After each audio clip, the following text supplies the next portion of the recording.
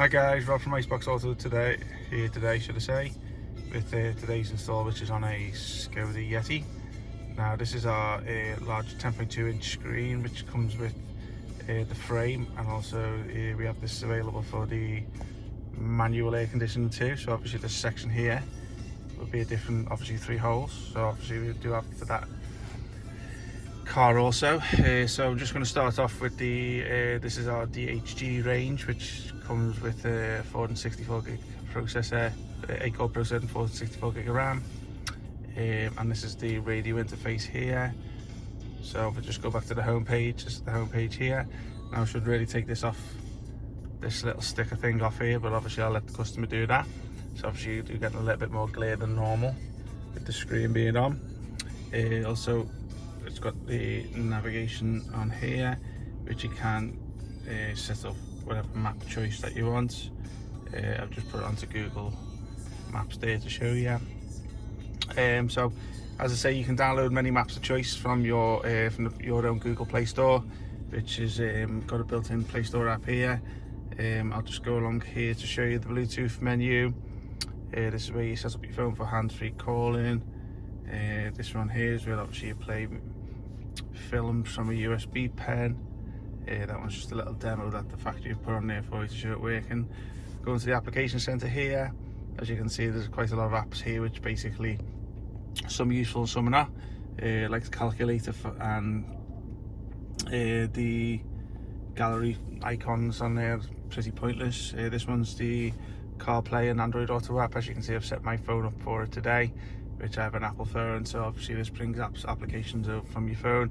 A good way to actually get DAB radio on the system without paying for it is to actually download it to your phone, and it would show up on this system here.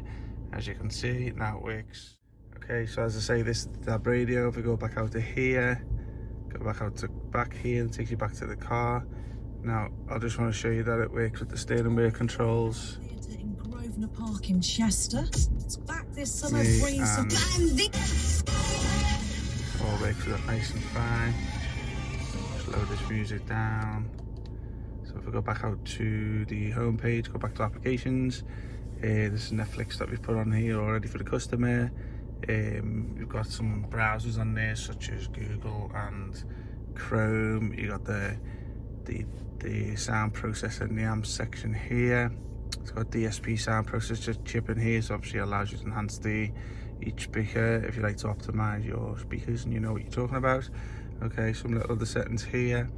It's got a car information system application which shows you where the car's CAN bus in terms of engine and temperature and fuel consumption. Settings here, which takes you into the back end settings, which changes a lot of the Android settings in there. Touch assistant, which is a little bit annoying, I think. Just takes that little dot off there, which you just seen go missing. Got YouTube on there too. Here's your Play Store, which you need to sign into if you want to download applications. Video player, obviously we've showed that before.